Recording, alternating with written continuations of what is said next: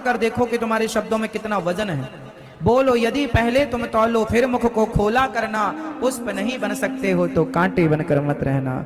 संभल के, है ना मेरी माँ? तो आप अपनी सास को कुछ नहीं बोलेंगे ऐसा कि उसे बुरा लगे, अपनी बहू को भी कुछ नहीं बोलेंगे ऐसा कि उसे बुरा लगे, अपनी पत्नी को भी कभी नहीं बोलेंगे ऐसा कि उसे बुरा लगे, और कभी पति को भी ऐसा मत बोलना कि उसे बुरा लगे। शब्दों पर थोड़ा कंट्रोल। क्या मेरी माँ? कंट्रोल नहीं है आपको? Control, control, break.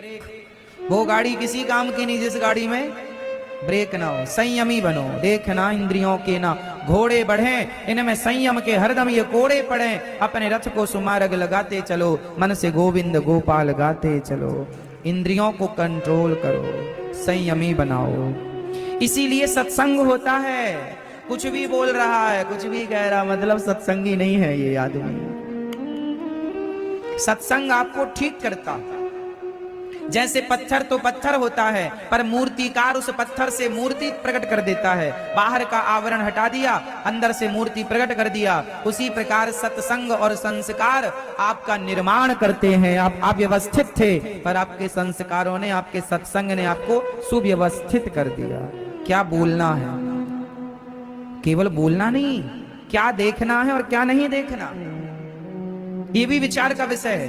क्या सुनना है और क्या नहीं सुनना, ये भी विचारणीय है। कुछ भी ना देखो, कुछ भी ना सुनो, कुछ भी ना बोलो। हाँ, आंखों का मतलब ये नहीं कि आप कुछ भी देखें। पितामह भीष्म ने भरी सभा में द्रौपदी की उतरती साड़ी देखी, इसके कारण बाणों की सैया मिली।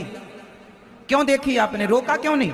जब आपके पास पावर था, बल था, 2 थप्पड़ जमाते दुशासन को। क्या मजाल के वो द्रौपदी माता के साड़ी को, उनके बाल पकड़ के घसीट रहा था और पितामह तमाशा देख रहे थे। या तो तुम उठ के चले जाते, या तो 2-4 थप्पड़ जमाते दुशासन को। तुम्हारे शब्दों का, तुम्हारे बाणों का सामना क्या दुशासन में बल था? अरे पितामह भीष्म, आप इतने बलशाली थे कि दुशासन को 2-4 मारते तो मर जाता। और गलत करने वाले को मार डालना ही धर्म है। उस समय आप बड़े थे, क्या नहीं रोकना चाहिए था? क्यों नहीं रोका? नहीं रोका। तमाशा आंखों से देखते रहे, देखते रहे, देखते रहे, तो बाणों की सैया मिल गई। भोगो। गलती पितामह की भी माफ नहीं है मेरी माँ। आंखें हैं मतलब कुछ भी देखोगे, किसी के उतरते कपड़े देखोगे, ताका झांकी करोगे, कुछ भी देखोगे। इसलिए आप भी वही देखा करो जो देखने योग्य है। यदि देखने योग्य नहीं है, आजकल कुछ लोग ना, किसी के घर का जरा सा दरवाजा खुला रह जाए तो भले गिर जाए, दांत टूट जाए, लेकिन देखते जाएंगे क्या चल रहा है घर के अंदर। क्या तुम्हें जरूरत है किसी के घर में झांकने की? तुम देखना क्या चाहते हो? क्यों देखना चाहते हो? उस दरवाजा खुला है, तुम देख रहे हो, मतलब ये तुम्हारी ताक झांक वाली आदत नहीं सुधरेगी। इसलिए तुम्हारी आंखों पर तुम्हारा कंट्रोल नहीं है। इसलिए आंखों पर क्या रखो? आंखें केवल भगवान को देखें, वो देखें जो देखने योग्य है।